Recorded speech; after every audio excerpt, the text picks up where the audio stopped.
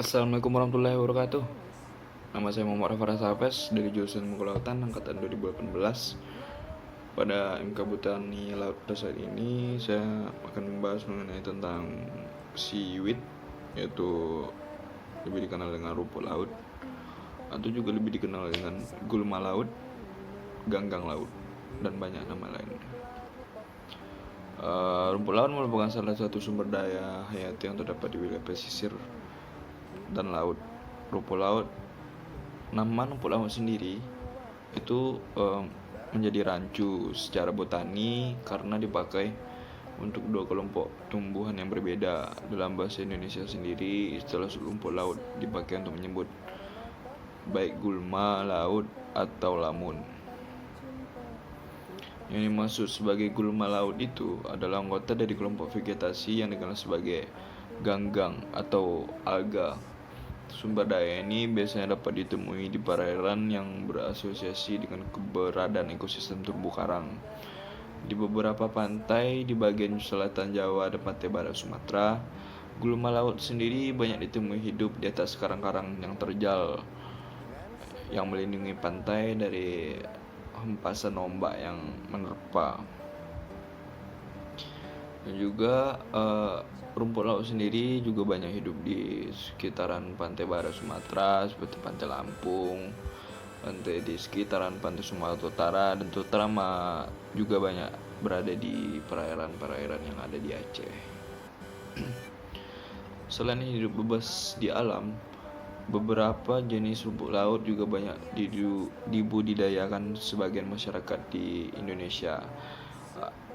Dan yang paling banyak dibudidayakan yaitu rumput laut berjenis Euchema cottoni dan Gracilaria sp. Beberapa daerah dan pulau di Indonesia yang masyarakat pesisirnya banyak melakukan usaha budidaya rumput laut ini, diantaranya beberapa wilayah seperti Kabupaten Kepulauan Seribu, Provinsi Kepri atau Pulau Riau, Lombok, Sulawesi, Maluku, dan Papua. Baiklah kawan-kawan, secara botani sendiri rumput laut itu memiliki pengertian sebagai lamun, sekelompok tumbuh sejati dengan anggota kelompok yang monokotil, yaitu kelompok tumbuhan yang berbiji satu yang telah beradaptasi dengan air laut. Dan rumput laut harus selalu beradaptasi, dan lingkungan laut juga harus mendukung keberadaan rumput laut sendiri.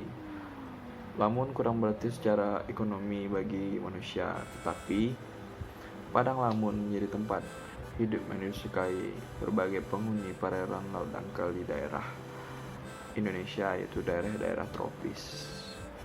Faktor yang mempengaruhi pertumbuhan rumput laut yang pertama yaitu kejernihan air laut. Yang kedua yaitu suhu. Suhu tidak boleh terlalu tinggi dan juga tidak boleh terlalu panas. Tidak boleh terlalu dingin maksudnya.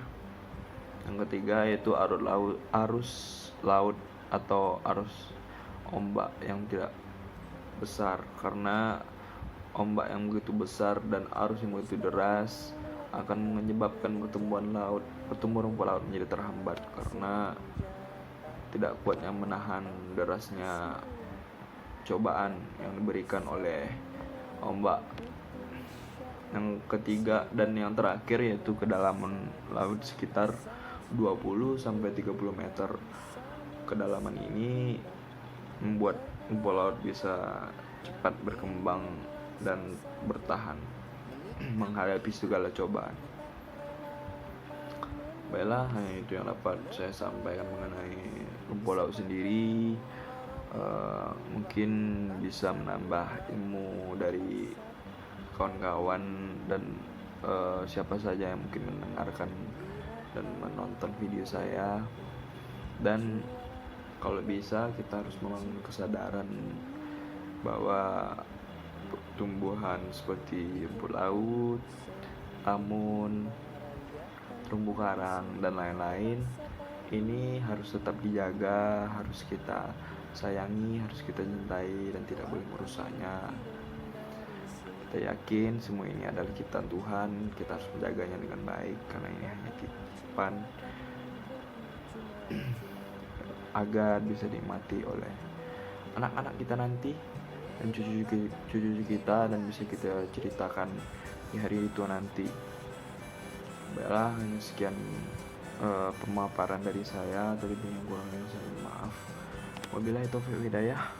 Wassalamualaikum warahmatullahi wabarakatuh.